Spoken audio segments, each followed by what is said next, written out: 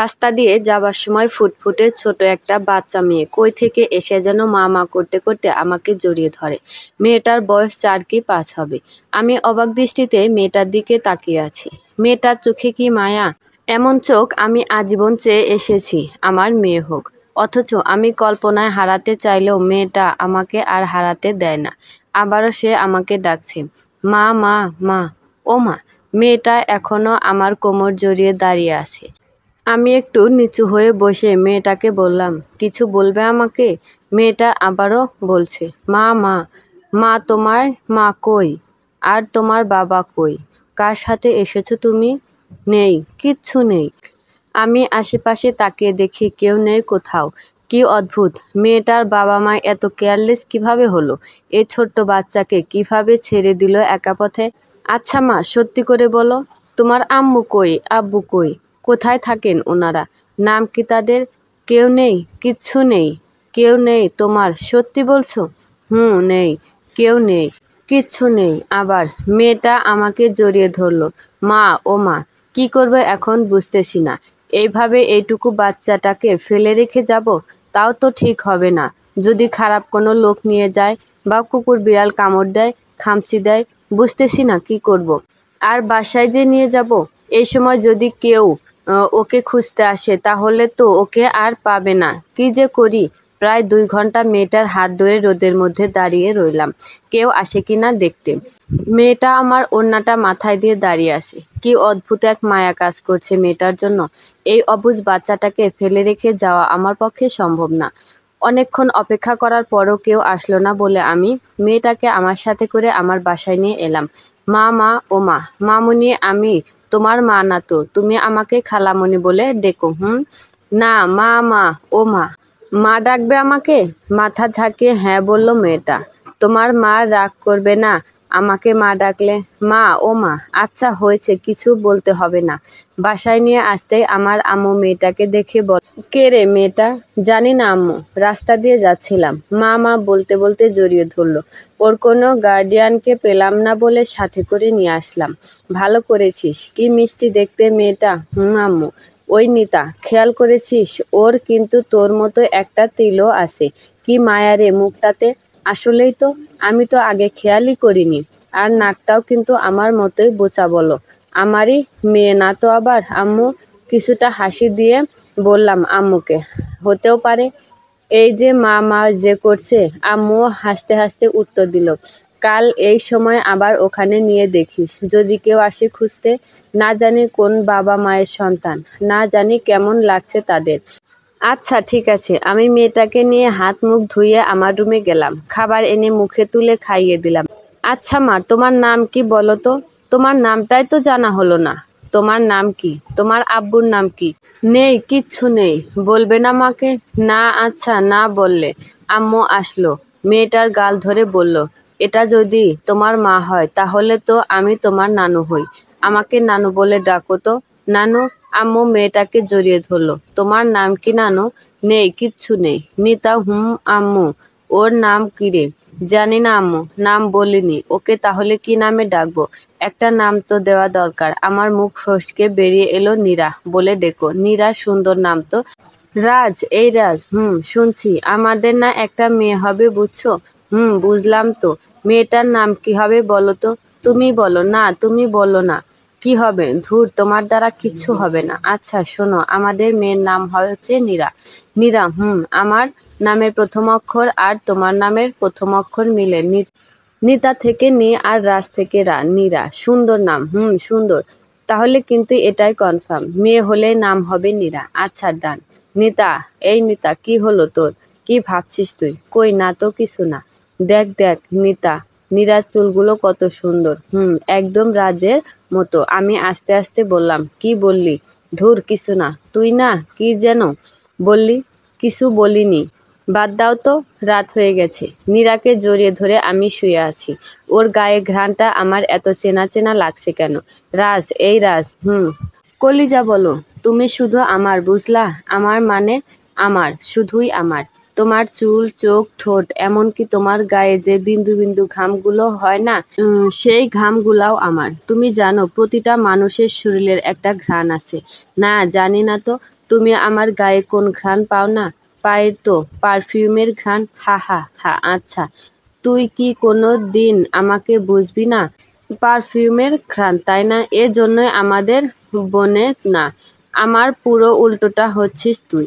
যা, ব্রেকআপ। আচ্ছা ঠিক আছে। উফ উফ উফ। কবে বুঝবি আমায়? মা, ও মা, তুমি ঘুমাওনি মা? না, তুমি আমায় ঘুম পাড়িয়ে দাও না মা। নিতা, শুনছি। আমার না ঘুম আসছে না। একটু ঘুম পাড়িয়ে দাও না। একটু চুলগুলো টেনে দিলে ঘুমাতাম আমি। এখন এখন তো আমি দূরে কলিজা, নইলে ঠিকই দিতাম মন খারাপ করে। আচ্ছা তাহলে ফোন করতো না।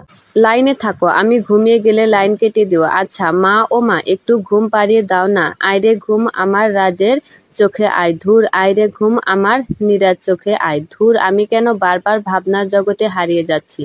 আজ এতগুলো দিন পর আমার কেন সেই মানুষটার কথা বারবার মনে হচ্ছে, যেই মানুষটা আমাকে মা, ও মা, তুমি ঘুমাওনি মা? না। আচ্ছা, আমি তোমার মাথায় হাত বুলিয়ে দিচ্ছি, তুমি ঘুমাও। আমি নীরাকে ঘুম পাড়াতে পাড়াতে নিজেও ঘুমিয়ে পড়লাম। সকাল হতেই অনুভব করলাম কে যেন আমার গালে চুমু খাচ্ছে। আমি চোখ খুলতে দেখি নীরা। এত সকালেই উঠে গেছো আম্মু? নীরা মাথা ঝাঁকিয়ে হ্যাঁ বলল। আমি নীরাকে হাত মুখ ধুইয়ে দিয়ে নিজেও ফ্রেশ হয়ে নিলাম। কিছুক্ষণ পরে আম্মু আমাকে ডাকছে, নিতা, নীরাকে নিয়ে খেতে আয়। আমি নীরাকে নিয়ে নাস্তা করতে গেলাম। শোনো, নাস্তা করে নীরাকে নিয়ে ওই জায়গায় যাবি যেখানে কাল নীরাকে পেয়েছিলি। আর যদি দেখিস কেউ ওকে নিতে আসেনি, তাহলে থানায় গিয়ে একটু জানিয়ে আসবি। ওর বাবা মা অবশ্যই থানায় জানাবে, আর তাহলে ওকে ওর বাবা মা পেয়ে যাবে। আমি মাথা ঝাঁকিয়ে আচ্ছা বললাম। নাস্তা করার পর আমি নীরাকে নিয়ে আমার রুমে গেলাম। নীরা আমার কোমর জড়িয়ে ধরল। মা, ও মা, আমি যাব না। তোমার আব্বু আম্মু চিন্তা করছে মা। তোমাকে না পেলে অনেক কান্না করবে তো তারা। এখনো কাঁদছে তোমার আব্বু আম্মু। কেউ নেই, কিচ্ছু নেই। আমি যাব না মা। আমি একটা দীর্ঘশ্বাস ফেলে বললাম, গিয়ে দেখি একটু তোমার আব্বু আম্মুকেও নিতে এসেছে কিনা। না আসলে আমি তোমাকে আমার সাথে করে নিয়ে আসবো। ওকে। নীরা মন খারাপ করে রইল। আমারও নীরাকে কাউকে দিতে ইচ্ছে করছে না, তবুও যে দিতে হবে। ওর বাবা মা না জানি কত কষ্ট পাচ্ছে ওর জন্য। আমি নীরাকে নিয়ে হাঁটতে লাগলাম। ওই পথে যেতে হবে যেখানে নীরাকে আমি গতকাল পেয়েছিলাম। কিছু দূর যেতে আমি একটা মার্কেটে নিয়ে গেলাম নীরাকে। ওখান থেকে একটা নীল, একটা হলুদ আর একটা সাদা রঙের ড্রেস কিনে দিলাম, আর একটা পুতুল। নীরা এত কিছু পেয়েও খুশি না। ও মুখ ভার করে আছে। আমি ওকে জিজ্ঞেস করলাম, আরে তো কিছু লাগবে তোমার? খুশি হওনি তুমি? আমি যাব না মা। আমার এবার বুকটা কেঁপে উঠল। আমি নীরাকে নিয়ে আবার হাঁটতে শুরু করলাম। পৌঁছে গেলাম নীরাকে যেখানে পেয়েছিলাম সেখানে। গিয়ে দাঁড়িয়ে আছি। হঠাৎ খেয়াল করলাম আমার চোখ থেকে পানি পড়ছে। নীরা আমার কোমর জড়িয়ে দাঁড়িয়ে আছি। রাজ, বলো। আমাদের নীরার চুল হবে তোমার মতো ঝুলছো। বুঝলাম। আর চোখও হবে তোমার মতো। আর হাসিটাও হবে তোমার মতো। আর ঠোঁট হবে আমার মতো। আমার ঠোঁটও সুন্দর, বুঝলেন? আমার ঠোঁট বেশি সুন্দর না? আমার ঠোঁট তোমার ঠোঁটের মতোই। আসলেই তো। আমার আর তোমার ঠোঁট একই রকম, কিন্তু তুমি সিগারেট খেয়ে কালো বানায় ফেলছো। আমার ঠোঁট কালো না। ওকে, আমার ঠোঁট কালো হয়েছে।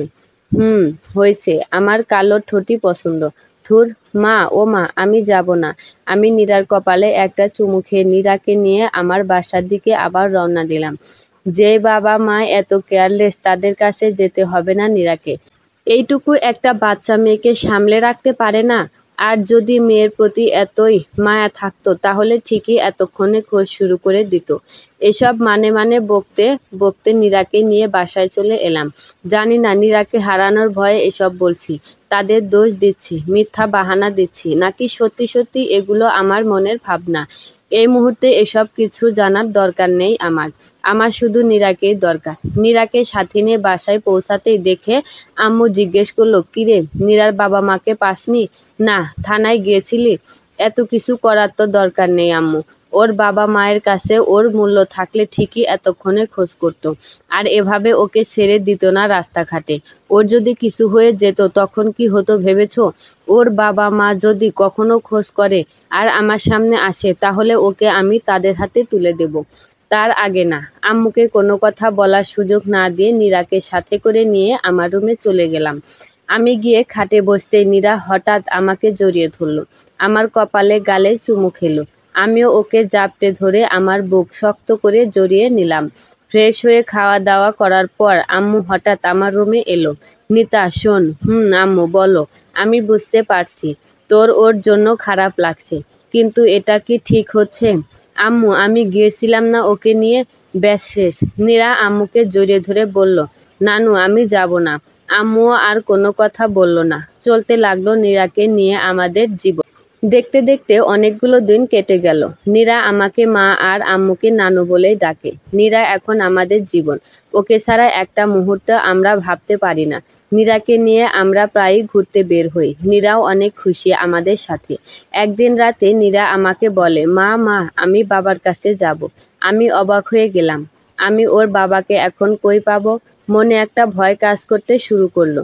যদি ও চলে যায় ওর বাবা মায়ের কাছে, তাহলে আমি থাকবো কি করে ওকে ছাড়া? আমি নীরাকে গল্প শুনে ঘুম পাড়ালাম। কিছুক্ষণ পরও আমি ঘুমিয়ে পড়লাম। অন্ধকার ঘর। একদল লোক ঢুকলো হঠাৎ করে রুমের ভেতর। দরজা খোলা ছিল কিনা জানা নেই। চিল্লাবো যে সেই শক্তিটাও পাচ্ছি না। লোকগুলো তাদের হাতে থাকা লাইট দিয়ে নীরাকে দেখছে। একজন আমার বুক থেকে নীরাকে টেনে নেওয়ার চেষ্টা করছে। আমি খুব চেষ্টা করেও নীরাকে ধরে রাখতে পারছি না তাদের শক্তির সাথে। নীরা কান্না করছে, বারবার বলছে, আমি যাব না মা, আমি যাব না। কিন্তু হঠাৎই নীরার হাতটা ছুটে গেল আমার হাত থেকে, আর লোকগুলো নীরাকে টানতে টানতে নিয়ে যাচ্ছে। আমি চিৎকার করে কাঁদছি আর বলছি, ওকে তোমরা নিও না প্লিজ। আমি আমার মেয়েকে ছাড়া থাকতে পারবো না, কিন্তু ওরা আমার নীরাকে আমার কাছে দিচ্ছে না। নীরা চিৎকার করে কাঁদছে, আমি যাব না মা, আমি যাব না। হঠাৎ করে আমার ঘুমটা ভেঙে যায়। আমি কিছুটা স্বস্তির নিঃশ্বাস ফেললাম। আমি এতক্ষণ স্বপ্ন দেখছিলাম, দুঃস্বপ্ন দেখছিলাম। নীরার কিছু হয়নি, কেউ নিয়ে যায়নি নীরাকে আমার থেকে। নীরাকে শক্ত করে বুকের সাথে জড়িয়ে ধরি আমি। না, আমি নীরাকে ছাড়া থাকতে পারবো না, কিছুতেই না। নীরা আমার মেয়ে, আমি ওর মা। ওর ওপর অন্য কারো অধিকার নেই, অন্য কারো না। সকাল হয়ে যায়। মা আমি বাবার কাছে যাব। তোমার কোথাও যেতে হবে না, তুমি আমার কাছেই থাকবে। কেউ নেই তোমার, আমি বাবার কাছে যাব। বাবার কাছে কিভাবে যাবা? কেউ নেই তো তোমার মা? কেউ নেই, কিচ্ছু নেই। বাবা আছে। নীরা মাথা ঝাঁকে হ্যাঁ বলল। এখন আমার বুক কাঁপছে। নীরা যদি ওর বাবার কাছে চলে যায়, তাহলে আমি নীরাকে ছাড়া থাকবো কি করে? আম্মু দেখো না, নীরা বলছে ও ওর বাবার কাছে যাবে। তোকে আগেই বলেছিলাম এত মায়া বাড়াস না। দিয়ে আয় ওকে। এখন যদি ওর বাবার কাছে চলে যায়, কিভাবে থাকবি তুই? জানি না, আমি কিচ্ছু জানি না। এতদিন তো বাসা কই, মাকে বাবাকে নাম কি কিছুই বলল না। এখন বাবার কাছে যেতে চায় সে যখন, তাহলে জিজ্ঞেস কর নাম কি ওর বাবার, বাসা কোথায়, আর দিয়ে আয় গিয়ে। এখনো সময় আছে, নয়তো এ মায়া কাটানো কষ্টসাধ্য হয়ে যাবে। আম্মু আমি ওকে ছাড়া থাকতে পারবো না। দেখ নিতা, বেশি বাড়াবাড়ি হয়ে যাচ্ছে। তোর এই কয়দিনে যেমন খারাপ লাগছে, ওর বাবা মাও ওকে জন্ম দিয়েছে, ওদের কেমন লাগছে একবার ভেবে দেখ। মা না, ভালো এমন করিস না। নাম ঠিকানা দেখ বলে কিনা, তারপর দিয়ে আয় ওকে ওর মা বাবার কাছে। কেমন বাবা মা এতদিনেও মেয়ের খোঁজ করে না, আর তুমি আসছো ওদের কষ্ট নিয়ে। ধুর, ভাল লাগে না কিছু। আমি চলে এলাম আম্মুর কাছ থেকে। মা আমি বাবার কাছে যাব। তুমি আমায় ছেড়ে থাকতে পারবে মা? না তো তাহলে বাবার কাছে যেতে চাও যে? আমি বাবার কাছেই যাব। নীরা বারবার ওর বাবার কাছে যেতে চাচ্ছে। হয়তো ওর বাবার কথা খুব মনে পড়ছে ওর। কি করব আমি এখন? আমি ওকে ওর বাবার কাছে দিয়ে আসলে আমি কিভাবে থাকবো? নীরাকে অন্য কিছু দিয়ে ওর বাবার কথা ভোলানোর চেষ্টা করলাম, কিন্তু নীরা কিছুতেই ওর বাবার কথা ভুলছে না। বারবার একই কথা বলে যাচ্ছে, আমি বাবার কাছে যাব। সকাল গড়িয়ে বিকেল, বিকেল গড়িয়ে সন্ধ্যা। এখন রাত হয়ে গেছে। নীরা এখন কান্না শুরু করে দিয়েছে। ও ওর বাবার কাছে যাবে। আমার নীরার কান্না সহ্য হচ্ছে না। আমি মনস্থির করলাম ও নীরাকে ওর বাবার কাছে নিয়ে যাব। প্লিজ থামো, সকাল হোক, সত্যি নিয়ে যাব তোমার বাবার কাছে আমি তোমায়। নীরা এবার কান্না থামিয়ে ছোট্ট করে একটা হাসি দিয়েছে। ওর হাসিটাও যেন আমার খুব চেনা। আচ্ছা মা, তুমি যে তোমার বাবার কাছে যেতে চাও, তোমার বাবাকে আমি পাবো কই? আর তোমার বাবার নাম কি? আমার বাবা বাসায়। বাসায় তো, কিন্তু তোমার বাসা কই? নীরা মাথা নিচু করে চুপ করে আছে। আচ্ছা ঠিক আছে, মন খারাপ করতে হবে না। বাসার ঠিকানা খুঁজে নিব নে যেভাবেই হোক। এখন বলো, তোমার আব্বুর নাম কি? মানে তোমার বাবার নাম। আমার আব্বুর নাম হচ্ছে রাজ রহমান আর আমি নীরা রহমান। নীরা কথা শুনে আমার বুকের ভেতর যেন আচমকা এক ঝড় বয়ে গেল। তোমার আব্বুর নাম কি বললে মা? রাজ রহমান? তুমি রাজের মেয়ে আর তোমার নাম নীরা রহমান? তাহলে আগে বলনি কেন? নীরা চুপ করে আছে। আর একদিকে আমার বুকের ভেতর তুফান বইছে। যে মানুষটাকে এক সময় পাগলের মতো ভালোবাসতাম আমি, যাকে নিয়ে ছিল আমার হাজারো স্বপ্ন বোনা, নীরা কিনা তারই মেয়ে। আমার দেওয়া নামটাও আছে, শুধু মায়ের জায়গায় আমার নামটাই নেই। যেই মানুষটার জন্য আজও আমি একটা মুহূর্ত ভালো থাকতে পারি না, সেই মানুষটারই মেয়ে এই নীরা। অথচ আজ আমি কই আর সে কই। নীরা তো ঠিকই আছে, শুধু আমি নেই তার জীবনে। আমি নীরাকে শক্ত করে বুকের মাঝে জড়িয়ে ধরলাম। চোখ থেকে দর দর করে পানি পড়ছে আমার। রাজের মেয়ে তুমি মা? তাকাও তো আমার দিকে। চোখ দুটো একদম বাবার মতো হয়েছে তোমার, আর হাসিটাও। চুলও বাবার মতো, কিন্তু নাক আর ঠোঁট আমার মতো হলো কিভাবে? আর তিলটা? আচ্ছা বাদ দেই। আল্লাহ হয়তো আমার ইচ্ছেটা পূরণ করে তোমাকে দুনিয়াতে পাঠিয়েছে, আমার স্বপ্নের মতো করে। আমি নীরাকে দেখছি আর ওর সারা মুখে চুমু খাচ্ছি। আমার গর্ভে না হোক রাজের সন্তান তো কেন যেন রাজের সন্তান জানার পর থেকে নীরার জন্য মায়াটা আরও বেড়ে যাচ্ছে। ভালোবাসা বুঝি এমনই হয়। রাজ আমার জীবনে অন্যতম এক অধ্যায়ের নাম, যাকে ভালোবেসে আমি বুঝেছিলাম ভালোবাসা কি, ভালোবাসলে কেমন অনুভূতি হয়, যাকে ছাড়া একটা মুহূর্ত আমি কল্পনা করতে পারতাম না। যে অন্য কারো হবে তা আমি একটা মুহূর্তের জন্য মানতে পারতাম না। যে আমায় শিখিয়েছিল কাউকে ভালোবাসলে অন্তর আত্মা উজাড় করে ভালোবাসতে হয়, সেও আমাকে ভালোবাসতো। শুধু ভালোবাসতো না, খুব বেশি ভালোবাসতো। তার অস্তিত্ব জুড়েও একটা সময় শুধু আমিই ছিলাম। কিন্তু ওই যে বলে না, কখনো কি হয়ে যায় কেউ বলতে পারে না। তাই তো আজ সে কোথায় আর আমি কোথায়। এখন কেউ কারো মুখটাও দেখতে চায় না। অথচ রাজের মুখটা আমার চোখের সামনে ভাসছে। ও তো শুধু আমার ভালোবাসা ছিল না, ও তো আমার মা। ও মা, সকালে নিয়ে যাবে তো বাবার কাছে? নিয়ে যাব।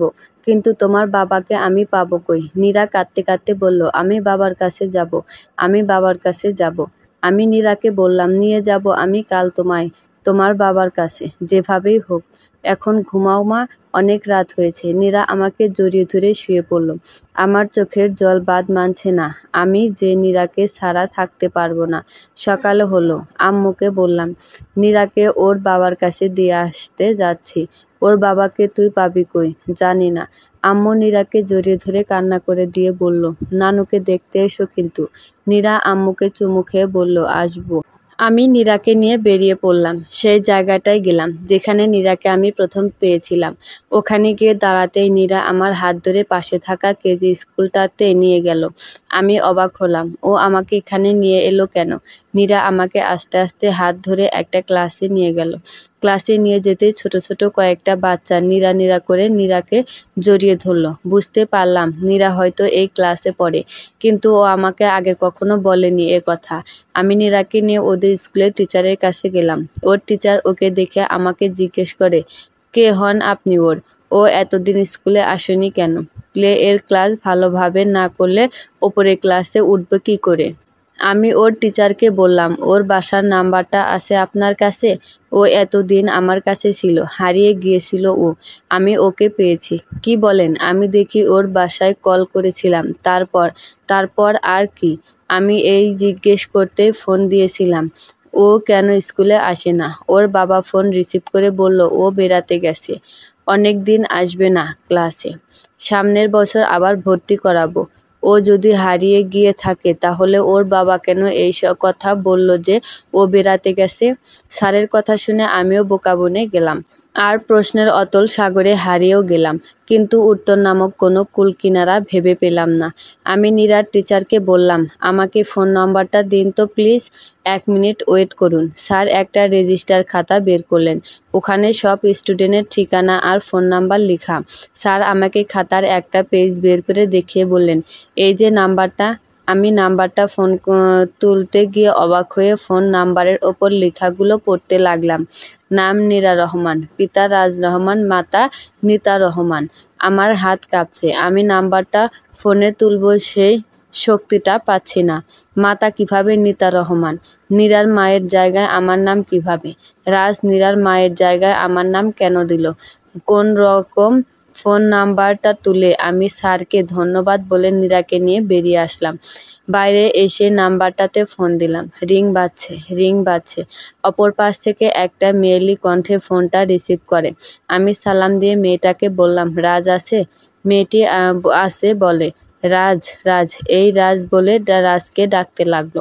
আমি ভাবতেই লাগলাম, তবে কি এই মেয়ে নীরার মা হলে স্কুলের খাতায় নীরার মায়ের নামের জায়গায় নীতা রহমান লেখা কেন? মেয়েটা রাজকে ডাকার পর রাজ এসে ফোনটা ধরল। হ্যালো, কে বলছেন? এপাশ থেকে আমি স্তব্ধ। কথা বলছেন না কেন? কে বলছেন? আমি নীতা। আমি অবাক হয়ে গেলাম। ও আজও আমার কণ্ঠস্বর ভোলেনি, অথচ আমাকে ঠিক ভুলে গেছে। হ্যাঁ নীতা বলছি, কেমন আছো? আমি কেমন আছি তা তোমার না জানলেও চলবে। বলছিলাম যে নীরা আমার কাছে, ও তোমার কাছে যেতে চাইছে। আমি কিভাবে তোমার কাছে ওকে পৌঁছে দেব? একটু বললে ভালো হতো। রাজ আমাকে ওর বাসার ঠিকানা দেয়। আমি নীরাকে নিয়ে রাজের বাসার দিকে যাচ্ছি। কিন্তু অবাক করার বিষয় হচ্ছে, রাজ নীরার কথা শুনে একটু অবাক হলো না। অথচ ওর তো কান্নায় ভেঙে পড়ার কথা ছিল, আবেগে আত্মুল্ল হয়ে যাওয়া কথা ছিল। এতদিন পর হারিয়ে যাওয়া মেয়ের সন্ধান পেয়েছে। কিছুই বুঝতেছি না আমি। কোনো বাবা এমন কিভাবে হয়? আমি নীরাকে নিয়ে রাজের বাসায় পৌঁছালাম। আমার পা যেন চলছে না। এত বছর পর সেই চেনা মুখ, সেই কণ্ঠস্বর। কিভাবে যাব ওর সামনে আমি? আমি ওর বাসার সামনে পা রাখতে ও বেরিয়ে আসে। আমি জানতাম তুমি চলে আসবে, তাই তোমাকে রিসিভ করতে এলাম। নীরা দৌড়ে রাজের কাছে ছুটে গেল। রাজ নিচে বসে নীরাকে জড়িয়ে ধরে অনেকগুলো চুমু খেলো, আদর করলো। আমার কান্না পাচ্ছে ওকে দেখে। ইচ্ছে করছে যদি একটাবার অন্তত ওকে জড়িয়ে ধরতে পারতাম, তাহলে হয়তো এতগুলো বছরের ক্ষোভ, রাগ, জেদ, কষ্ট সব নাই হয়ে যেত। বুকটা হালকা হয়ে যেত। আমি পেছনে ফিরে দাঁড়ালাম। নীতা দাঁড়াও, যেও না। আমি চোখ মুখ খুব শক্ত করে বন্ধ করে রাখার চেষ্টা করছি, যাতে কোনোভাবে ও বুঝতে না পারে আমি ইউক হয়ে যাচ্ছি। আমার চোখ যে জল চলে আসছে। রাজ আমার কাছাকাছি এলো। আমি ওর দিকে না ঘুরেই ওকে প্রশ্ন করতে লাগলাম, কেমন বাবা তুমি? মেয়ে হারিয়ে গেছে আর তোমার কোনো খেয়ালই নেই সেদিকে? একটু খোঁজ পর্যন্ত করনি। খোঁজ করিনি ভালো কথা। এই যে এখন যে আমি কল করে বললাম নীরা আমার কাছে, কই একটু খুশিও তো হলে না? অথচ তোমার আবেগে আপ্লুত হবার কথা ছিল। মেয়েকে ফিরে পেতে যাচ্ছ, আর স্কুলের টিচারকে বলেছে ও বেড়াতে গেছে। বুঝলাম না, কেমন বাবা মা তোমরা? এই মেয়েটার জন্য একটুও কি মায়া লাগে না তোমাদের? এই কয়দিনে আমি তো ওর মায়ায় আটকে গেছি। কিভাবে এই মায়া কাটাবো বুঝে উঠতে পারছি না। আর তোমরা, লজ্জা হওয়া উচিত তোমাদের। জন্ম দিয়েছ আর কর্ম শেষ। আমি এক নিঃশ্বাসে একের পর এক বলেই যাচ্ছি। তোমার বলা শেষ হলে এবার আমি বলি। বলো। নীরা তো হারায়নি, তো ওকে খোঁজার তো কোনো প্রশ্নই আসে না। ও হারালো তো আমি খুঁজবো। আর আমি যখন জানি আমার মেয়ে নিরাপদ আশ্রয়ে আছে, সেহেতু আমার চিন্তার কী কারণ? আর আমি আবেগে আত্মুল্ল হইনি, কারণ তোমার কাছে ছিল ও। খারাপ তো অবশ্যই রাখোনি ওকে। তাছাড়া আমি আমার মেয়েকে প্রতিদিনই তো দেখছি, আর যেখানেই জানি আমার মেয়ে ভালো আছে, ভালো ছিল, সেখানে এত চিন্তা মাথায় নেওয়ার দরকার বা কী? তার মানে তুমি জানতে নীরা আমার কাছে? জানতাম আবার কি, আমি নিজেই তো ওকে তোমার খাটে পাঠিয়েছি। আমি রাজের কথা শুনে অবাক হয়ে গেলাম। কিছুক্ষণ চুপ থেকে বললাম, বাহ, আমাকে কষ্ট দিতে, মায়া বাড়ানোর জন্য, যাতে পরে ওকে নিয়ে এসে আমাকে যন্ত্রণা দিয়ে মারতে পারো। সারাটা জীবন যন্ত্রণা দিয়েই গেলে, এছাড়া আর পরই বা কি তুমি? হয়েছে অপবাদ দেওয়া? না, হয়নি। আমার আরেকটা প্রশ্ন, ওর মায়ের নামের জায়গায় নীতা রহমান কেন? প্রথমত, আমি তোমাকে যন্ত্রণা দিতে নীরাকে তোমার কাছে পাঠাইনি। আর দ্বিতীয়, ওর মায়ের নাম নীতা রহমান। তাহলে নীতা রহমান থাকবে না তো অন্য নাম থাকবে? যন্ত্রণা দিতে পাঠাওনি, তাহলে কিসের জন্য পাঠিয়েছো? আর ওর মায়ের নাম নিতা রহমান কিভাবে? তোমার ওয়াইফের নামেও কি নিতা নাকি? নীরা ওর মায়ের কাছে যাবার জন্য বায়না করছিল। স্কুলে গিয়ে দেখতো সবার মা আছে, ওর মানে তখন খুব কান্না করত, তাই তোমার কাছে পাঠিয়েছিলাম। আর আমার ওয়াইফের নাম তো নিতাই, তুমি কি জানো না? আমি অবাক হয়ে রাজকে জিজ্ঞেস করলাম, তাহলে কি নীরা আমার মেয়ে? কিন্তু তা কি করে সম্ভব?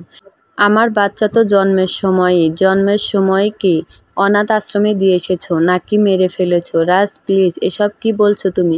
কি বলছি মানে কি? তুমি তো কখনো চাওনি আমাদের মেয়েকে তোমার কাছে রাখতে কিংবা জন্ম দিতে। বাহ, তুমি বলছো এ কথা, যে কিনা আমাকে প্রেগনেন্ট অবস্থায় ছেড়ে দিয়েছিল মারার জন্য। নিতা, রাগের মাত্রা ছাড়িও না আমার। কি রাগ দেখাবা তুমি আমার সাথে? আর কি বলছিলে তুমি যেন? নিতা, বাইরে যাবার আগে বিয়ে করে রেখে যাই, কাউকে জানানোর দরকার নেই আপাতত। তুমি পড়াশোনা করতে থাকো, আমি 2 বছর পর এসে বাসায় জানিয়ে অনুষ্ঠান করে ঘরে তুলবো তোমায়। তখন শুধু আমাদের পরিবার জানবে আমাদের আগে বিয়ে হয়েছিল, আর কেউ জানবে না। আর আমিও তোমার কথাই তাই করলাম। বিয়ে হলো, তুমিও চলে গেলে, কিন্তু কেউ জানতো আমি যে ছোট্ট একটা প্রাণ আমার দেহে লালন করতেছিলাম। যখন তোমাকে জানালাম, তুমি কি করলে? আমার সাথে সব যোগাযোগ বিচ্ছিন্ন করে দিলে। একটাবার ভেবেছিলে আমার কি হবে? আমি কোথায় যাব? আমি তোমার সাথে ইচ্ছে করে যোগাযোগ বিচ্ছিন্ন করিনি নিতা। মনে করে দেখো, তোমার প্রেগনেন্টের কথা শুনে আমি কতটা খুশি হয়েছিলাম। আর আমি বলেছিলাম যেভাবেই হোক আমি দেশে চলে আসব। আমার এখন তোমার পাশে থাকা প্রয়োজন। আর দেশে এসে সবাইকে আমাদের বিয়ের কথা জানিয়ে দেব। বলিনি আমি? হ্যাঁ বলেছিলে, কিন্তু তারপর কি করেছিলে? চোরের মতো পালিয়েছিলে। আমি পলাইনি নিতা, আমি তোমার সাথে এরপর যোগাযোগ করতে পারিনি কারণ আমি জেলে ছিলাম। পুলিশ আমাকে ভুল বুঝে ধরে নিয়ে গিয়েছিল। আমি নতুন ছিলাম সেখানে, তাই কিছুই করতে পারিনি তখন। অনেক চেষ্টা করেছি, অনেক অনুরোধ করেছি, একটাবার যোগাযোগ করতে চেয়েছি দেশে, কিন্তু পারিনি। আর কেউ আমাকে ছাড়াতেও আসেনি। 2 দিনের এক ছেলের জন্য কার এত মাথা ব্যথা? তারপর যখন আমি কিছুদিন পর ছাড়া পেলাম, তোমার সাথে যোগাযোগ করার চেষ্টা করলাম, ফোন করলাম। তোমার বাড়ির লোকজন বলল, মানে তোমার কাকা বলল তুমি আমার সাথে কোনো রকম যোগাযোগ করতে চাও না। খুব কষ্টে আমি দেশে ফিরলাম। তোমরা তোমাদের বাসাটাও ছেড়ে কোথায় যেন গিয়েছো। কি করব তখন আমি বলো? আমি কোনোভাবে তোমার সাথে যোগাযোগ করতে পারছিলাম না। আমার খুব জানতে ইচ্ছে করছিল তুমি কেমন আছো, আমাদের সন্তান কেমন আছে। আমি বারবার তোমাদের নাম্বারে ট্রাই করলাম। যে নাম্বারটাতে কল ঢুকছিল সেই নাম্বারটাও বন্ধ করে দেওয়া হয়েছিল। তোমরা কোথায় আছো, কেমন আছো কেউ বলতে পারছিল না। শুধু বলেছে তোমরা এখন আর ওই বাসায় থাকো না। তুমি একটাবার ভেবে দেখো তো সেই সময় আমার কি পরিস্থিতি হয়েছিল। না পারছিলাম সইতে, না পারছিলাম মরতে। আমার গর্ভে যে আমাদের সন্তান ছিল, আর একজন বাবার পরিচয় ছাড়া সন্তানকে জন্ম দেওয়া কতটা কষ্টের ব্যাপার চিন্তা করেছো একবার? আমি তোমার বাসায় অবধি গিয়েছিলাম আমার সাথে তুমি যোগাযোগ বন্ধ করে দেবার পর, কিন্তু গিয়ে দেখি সবাই নাকি গ্রামে চলে গেছেন। আর আমি তোমার গ্রামের বাসাটাও চিনি না। আর না আছে কারো নাম্বার আমার কাছে। তখন আমি মরণ ছাড়া কোনো পথ দেখতে পাচ্ছিলাম না। সবাই বলছিল বাচ্চাটা নষ্ট করে ফেলতে। আমি আমার সবাইকে তোমার কথা বললাম আমরা বিয়ে করেছি, কিন্তু তুমিই তো নাই। তারাই বা কি করবে? কতজনের মুখ আটকাবে? কিভাবে সবাইকে বিশ্বাস করাবে আমার যে সত্যি সত্যি তোমার সাথে বিয়ে হয়েছে, যেখানে তোমারই উপস্থিতি নেই। আমি সবার সাথে যুদ্ধ করে আমাদের বাচ্চাটা রেখেছিলাম জানো। আর এলাকা ছেড়ে অন্য এলাকায়ও গিয়েছিলাম যাতে আমাদের সন্তানটাকে আমি বাঁচাতে পারি। যখন সময় ঘনিয়ে এলো হসপিটালে ভর্তি হলাম, তখন কাকা কাকিরা বলল আমার নাকি মৃত সন্তান হয়েছে। আমি মৃত সন্তান জন্ম দিয়েছি, কিন্তু আমি তো শুনেছি অন্য কথা। নিতা, দেখো ভাগ্যের কি পরিণতি। আমি সেদিন আমার এক বন্ধুকে নিয়ে ওই হসপিটালে গিয়েছিলাম ওর অপারেশনের জন্য। যেখানে তুমি অ্যাডমিট হয়েছিলে। আমি তোমাকে দেখতে এগিয়ে যাচ্ছিলাম খুশিতে, কিন্তু হঠাৎ তোমাকে কেবিনে নিয়ে যায় আর আমি লুকিয়ে পড়ি যাতে তোমার বাসার লোকজন কোনো সিন ক্রিয়েট না করতে পারে। আম্মুকেও দেখতে পাচ্ছিলাম না, শুধু তোমার কাকা কাকিদের দেখতে পাচ্ছিলাম। আর আমি তাদের সামনে যাইনি, কারণ যেখানে আমি নিজে তোমার সাথে যোগাযোগ করতে চেয়েছি তারা করতে দেয়নি, বরং ফোন নাম্বারটাও অফ করে রেখেছে। সেখানে আমি তুমি ছাড়া কাউকে ভরসা করতে পারছিলাম না, তাই তোমার জন্য অপেক্ষা করছিলাম। এক নার্সকে বললাম কোনো সমস্যা, সে বললেন বাচ্চা ডেলিভারি হবে। আমি অপেক্ষা করতে লাগলাম আর দোয়া করতে লাগলাম। কিছুক্ষণ পর দেখি নার্স আমার বাচ্চাকে নিয়ে কোথায় যেন চলে যেতে লাগলো। আমি তার পিছু পিছু যেতে লাগলাম। গিয়ে বললাম, কি হয়েছে সিস্টার? ওই পেশেন্টের কি বাবু হয়েছে? পেশেন্ট ভালো আছে? নার্স আমাকে তার কোলে থাকা ফুটফুটে বাচ্চাটা দেখিয়ে বললেন, এই যে মেয়ে বাবু হয়েছে। আমি নার্সের কোল থেকে আমার পরীটাকে কোলে নিলাম। চুমু খেতে খেতে বললাম, ওকে নিয়ে কোথায় যাচ্ছেন আপনি? তখন নার্স বলল, ওকে তারা রাখবে না, ওর বাবার পরিচয় নেই, কোনো অনাথ আশ্রমে কিংবা যাদের বাচ্চা হয় না তাদের কাছে বা কোথাও দিয়ে দিতে বলা হয়েছে। ওর মাও তাই চায়। হ্যাঁ, সবাই তাই চায়। তাই তো নিয়ে যাচ্ছি। সেদিন আমি আমার নীরাকে ওখান থেকে নিয়ে আসি। আর মনে মনে ভাবি, জীবনে কোনো দিন আর তোমার সম্মুখীন হব না, যে কিনা আমার সন্তানকে অন্য কাউকে দিয়ে দেওয়ার সিদ্ধান্ত নিয়েছে। আর আমার মেয়ের মুখও তোমায় কোনো দিন দেখতে দিব না। অথচ আমি সেদিন জানতেও পারিনি রাজ, আমার একটি জীবিত মেয়ে সন্তান হয়েছে। কারণ আমি প্রায় অজ্ঞান হয়ে গিয়েছিলাম ব্যথায়। কি অদ্ভুত না, আমার রাজকুমারী হয়েছে, আমি জানতে পারিনি। আম্মুকে সেদিন বলা হয়েছিল আমরা ওকে হসপিটালে নিয়ে যাই, আপনি কাপড় চোপড় আরও যা যা লাগে সব কিছু নিয়ে আসেন পরে। জানোই তো কাকা কাকির সংসারে মানুষ আমি, তাই তাদের কথা শুনতে হয়েছে আম্মুরও। এমনকি আম্মুও জানে আমি মৃত সন্তান জন্ম দিয়েছি। আমি বাচ্চা জন্ম দেওয়ার কিছুক্ষণ পর তারা আমাকে ওখান থেকে নিয়ে আসেন। বলেন এখনই বাসায় চলে যেতে বলা হয়েছে, অথচ তখন আমি অসুস্থ শরীরে কাঁদতে কাঁদতে বাসায় চলে যাই আমি। আম্মুকে জড়িয়ে ধরে চিৎকার করে কাঁদতে থাকি। আমি আর আম্মু তো চেয়েছিলাম আমাদের সন্তানকে দুনিয়াতে আনতে, নইলে কি এতগুলো মাস পেটে রাখতাম বলো? একটাবার যদি আমার সামনাসামনি হতে তুমি, তাহলে এতগুলো বছর আমাদের মধ্যে ভুল বোঝাবুঝি থাকতো না। আমার নীরা মায়ের আদর থেকে বঞ্চিত হতো না। আমার কাকা কাকি তো চেয়েছিলেন আমি সব ভুলে যেন তাদের ছেলেকে বিয়ে করি। আমি করিনি। তারা ছোট থেকেই চাইতেন আমার সাথে তাদের ছেলেকে বিয়ে দিতে, কারণ তাহলে আমার বাবা রেখে যাওয়া সম্পত্তি যা আমার নামে আছে তা সব তাদের দখলে এসে যেত। আর সেই জন্যই হয়তো তারা এত কিছু করেছেন। তোমার সাথে আমার যোগাযোগও হতে দেননি। বাসার সবাই না গ্রামে চলে গিয়েছিল। তাহলে এখানে কিভাবে আসলে আবার? নীরাকে নিয়ে গ্রামেই চলে গিয়েছিলাম। এই তো বছর 1 হলো ওকে নিয়ে এখানে এসেছি তোমাকে খুঁজতে। যখন জেনেছি তুমি আবার তোমার আগের বাসায় ফিরে এসেছো, তখন পাশেই বাসা নিয়ে নিলাম। আর আমি কিন্তু হসপিটালে গিয়েও পরে তোমার খোঁজ করেছিলাম, যখন আমার রাগ কমেছিল, কিন্তু পাইনি, কোথাও পাইনি তোমায়। এই রাগটাই একসময় তোমার জীবনে অনেক ক্ষতি করবে। বলেছিলাম না একদিন আমি? বাদ দাও এখন এসব। মা, ও মা, তুমি কাঁদছো কেন? তোমার মেয়ে তো পুরাই নাটকবাজ হয়েছে। আমার কাছে যখন গেল তখন মা নেই, কেউ নেই, কিচ্ছু নেই, এই কথা ছাড়া তার মুখে আর কথা নেই। এখন দেখি সে সব কথা বলতে পারে। আরে আমি তো শিখিয়ে দিয়েছিলাম বেশি কথা না বলতে, শুধু বলতে মা নেই, কেউ নেই, কিচ্ছু নেই। আর তোমাকে দেখিয়ে বলেছিলাম ওটাই তোমার মা। আর বলেছিলাম বেশি কথা বললে কিন্তু মা ফেরত পাঠিয়ে দেবে আমার কাছে। তোমার কি একটুও কষ্ট হয়নি এতদিন নীরাকে ছাড়া থাকতে? আমি প্রতিদিন গিয়ে নীরাকে দেখে এসেছি দূর থেকে, কিন্তু তুমি দেখোনি। এতদিন তো ছিলেই আমার কাছে, তাই ভাবলাম তোমার কাছেও থাকুক না কিছুদিন। নিতা, জি বলো। এখন কি নীরাকে ওর মা বাবার আদর একসাথে দেওয়া যায় না? বাকিটা জীবন কাটিয়ে দেওয়া যায় না আমার সাথে?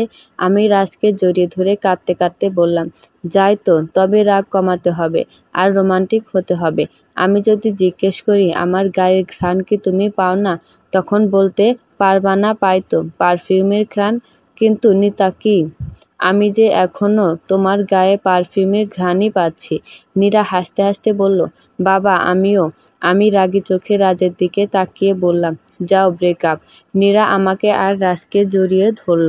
আমি নীরার কপালে চুমু খাচ্ছি, আর রাজ আমার কপালে। আর সেই মুহূর্তে পৃথিবীর সব থেকে সুন্দর দৃশ্যটা মোবাইলে ধারণ করলো নীরার ছোট ফুপি, রাজের ছোট আপু, যে কিনা একটু আগেই আমার কলটা রিসিভ করেছিল। সমাপ্ত।